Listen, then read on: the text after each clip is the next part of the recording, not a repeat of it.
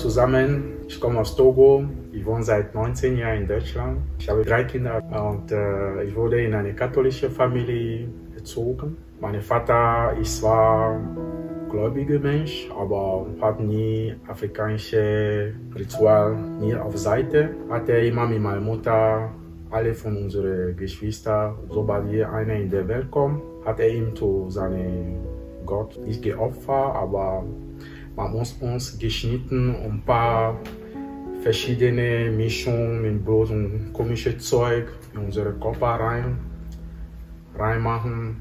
Und er will uns einfach beschützen gegen die Hexerei und die andere Fluch von verschiedenen Nachbarschaften oder in Familie, auch in Afrika begeht immer sowas. Und als Kind, wir sind alle als katholisch erzogen. Wir gehen jeden Sonntag zur Kirche, wir beten jeden Morgen früh, abends bevor wir ins Bett gehen, beten wir auch. Aber man spürt einfach dieses Leben, diese Beziehung mit Gott einfach gar nicht. Und ich habe gar nicht bemerkt, dass Jesus wichtig war. Und dann ist unser Vater gestorben, als ich 12 Jahre bin. Da hat meine Mutter versucht, uns streng zu erziehen, weil in Afrika eine Mutter ohne Vater ist schon schwer. Die meisten Kinder sind so wie Gangster oder komische Freundschaft und komische Sachen. Da hat meine Mutter richtig versucht, uns streng zu erziehen. Sogar bis 25 Jahre darf ich das nicht, darf ich das nicht. Alle muss immer eine bestimmte Zeit zu Hause sein. Und dann bin ich in Deutschland gekommen mit 25. Da habe ich mich gefühlt wie frei. Ich bin jetzt allein, ich kann alles machen. Ich habe trotzdem versucht, meine katholische Glaube weiter hier in Deutschland zu üben. Aber ich habe bemerkt, wenn ich zur Kirche gehe, es gibt immer solche ältere Leute, es gibt keine jungen Leute, es sind immer 15 oder 20 Personen maximal. Und der Gottesdienst ist einfach wie kalt. Man hört den Priester reden, aber man hat nie keine Beziehung mit Gott. Da habe ich in bestimmter Zeit aufgehört, zur Kirche zu gehen. Ich habe angefangen Umgang mit ein paar Freunden hier in Deutschland. Das war damals in Dortmund. Da habe ich falsche Freunde gehabt, die haben auch nichts zu tun mit Kirche. Ich habe angefangen, Hip-Hop zu machen. Ich war fast über 10 Jahre, die ganze Zeit mit Kopftuch am Kopf. Nie weggemacht, außer nur zu Hause. Sogar an der Uni, Leute nennen uns immer die Rapper. Und ich war immer der coolste Man. Und ich war der 50 Cent. Das war die Zeit von 50 Cent. Und alle nennen mich so, ich war immer cool drauf, einmal Kette von 50 Cent, alles, Ohrringe überall. Das war für uns einfach eine Welt, wo jeder für sich einfach cool. Und dann habe ich immer bemerkt, dass wenn ich schlafe in der Nacht, ich mache verschiedene komische Träume, wo ich merke einfach, dass jemand auf mich liegt. Ich versuche zu bewegen, zu aufstehen. Ich merke einfach, dass jemand auf mich ist. Ich kann nicht aufstehen. Ich muss immer in meinen Träumen immer schreien. Aber das Problem, ich habe nie gedacht, Gott zu rufen. Ich rufe immer meine Familie, meine Geschwister. Mama, bitte hilf mir. Und ich merke, dass das Person liegt einfach auf mich. Ich versuche zu drehen, ich schaffe gar nicht. Entweder ich schreie so stark im Träumen, bis jemand klopft bei mir oder klingelt, was los mit dir drehen, damit es gut war. Oder manchmal durch Gnade Gottes bin ich einfach aufgewacht. Aber ich bin immer richtig geschwitzt. Ich spüre das richtig in mir, in meiner Seele. So ging immer die Träume weiter. Und das Schlimmste war auch so, dass ich träume immer ständig, ich erlebe immer meinen Tod. Und das gefällt mir. Ich habe immer über ein paar Jahre so einen Traum gehabt, wo ich sehe, alle kommen in meine Beerdigung. Und das gefällt mir einfach. Oder ich sehe mich an einen Unfall gebaut, wo ich bin gestorben. Ich folge die ganze, ich sehe mich selbst, ich sehe meinen Körper weiter. Ich folge das alle, ich sehe, wie alle sind traurig. Am Ende ist es immer okay, wenn du so stirbst. Was ist mit deiner Mutter? Meine Mutter hat mich immer leid getan. So immer ständig solche Träume oder Verfolgung im Träumen. Und mein Leben in Deutschland war immer so im Kreis. Mit Arbeit habe ich immer Geld, aber das Geld verschwindet immer. Ich nutze immer das Geld in komische Sachen rein. Komische Hip-Hop-Klamotten über 100 €, die man gar nicht merkt, das ist wirklich teuer. Und da war mein Leben immer so im Kreis. Verschiedene falsche Freunde, verschiedene falsche Umgang. Dann, was hat mich wirklich verändert, damit ich Jesus kenne. Da wollte ich euch jetzt erzählen. Ich habe eine Träume auch gehabt. Mein Leben geht immer oft mit Träumen. Ich habe in meinen Träumen gesehen, dass eine schöne Melodie kommt. Das Melodie war so schön. Ich habe versucht, diese Melodie zu folgen. Und dann bin ich in einen Ort gekommen, zu einem Tor, wo ich stand 2 Menschen vor mir Schwerter in der Hand. Und die sagen mir, nein, du darfst nicht rein. Das Melodie war so schön. Ich sage, bitte, warum kann ich nicht rein? Ich sage, nein, du kannst nicht. Dann haben mir gesagt, ich soll der Mann hinter mir folgen. Da, als ich plötzlich gedreht habe, habe ich gesehen, das war der Teufel. Eine voll komische Gestalten. Der hat mich von hinten so gepackt. Ich habe versucht, mich zu befreien. Konnte ich gar nicht. Ich war komplett leer, körperlich, seelisch. Ich bin komplett leer. Ich konnte nichts machen. Ich rufe weiter meine Mutter, meine Geschwister, bitte hilf mir, verschiedene Freunde. Ich habe einfach gesehen, dass ich konnte nichts machen. Dann plötzlich habe ich Jesus gesagt. Einfach so. Weil wir haben als Kind immer gebetet, aber lange Zeit, seit ich in Deutschland mit dieser Geschichte mit Hip-Hop oder falsche Freundschaft, konnte ich nicht mehr beten. Dann bin ich plötzlich wach.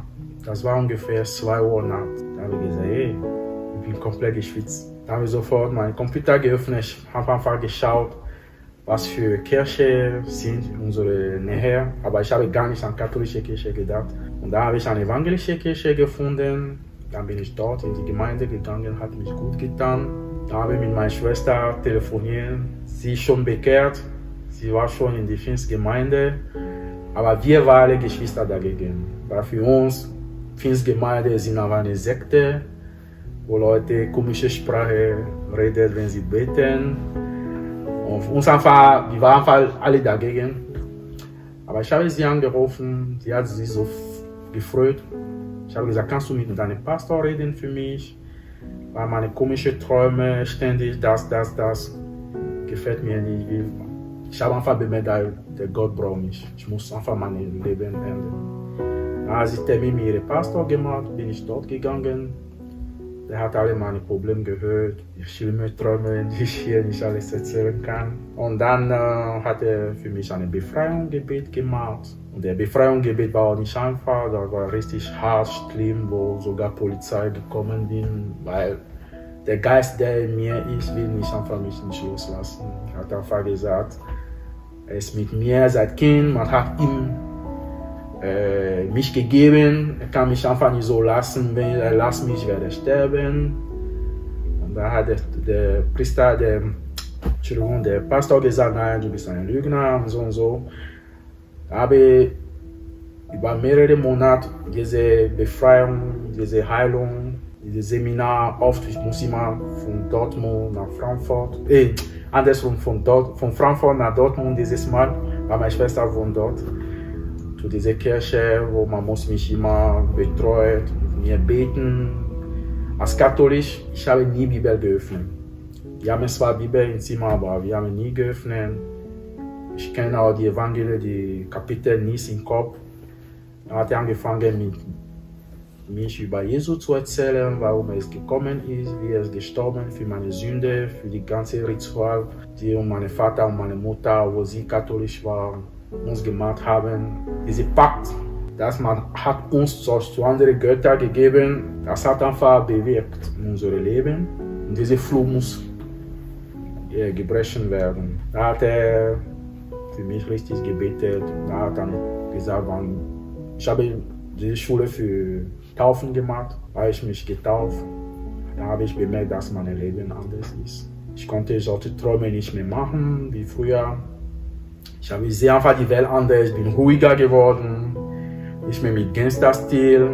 Die Leute, die mich damals kennen, sagen, Rico, bist du anders geworden, was ist los mit dir, bist du nicht mehr so wie früher, du erzählst von Gott, alles klar bei dir, was stimmt mit dir, bist du eine Sekte geworden oder so. Ja, ich fange immer mit meinen Kumpel, die Moslems alle über Jesus zu erzählen. Alle finden mich so komisch, wie ich mich so verändere auf meiner Arbeitsstelle. Sie merken einfach, dass ich anders geworden bin. Und dann manche kommen zu mir und sehen meine Verhalten und sagen, Rico, erzähl mir über Jesus. Wie ist passiert, was hat dich geändert? Ich habe mein Zeugnis erzählt. Dann so ist weiter in meinem Leben.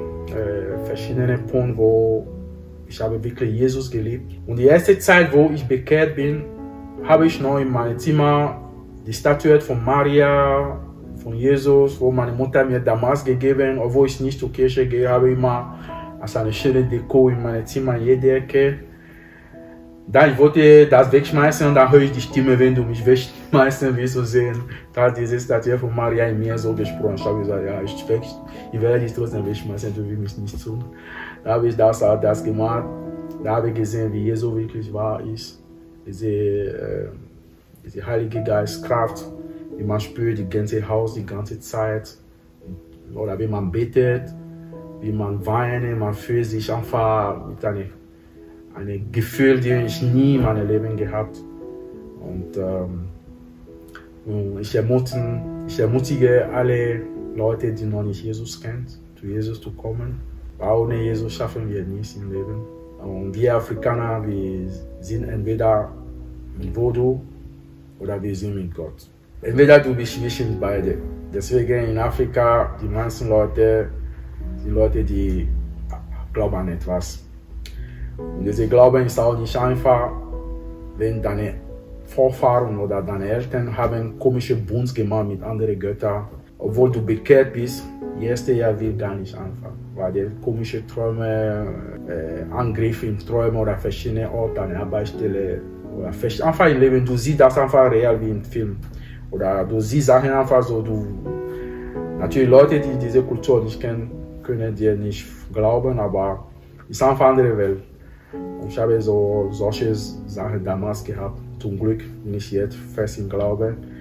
Ich habe solche komische Träume, solche Angriffe, solche Denken vom Sterben oder meine Leben, wo ich sehe, dass ich sterbe. Ich habe sowas nicht mehr. Ich habe eine wunderbare Familie und ich bin voll glücklich, dass ich Jesus gekannt habe. Danke.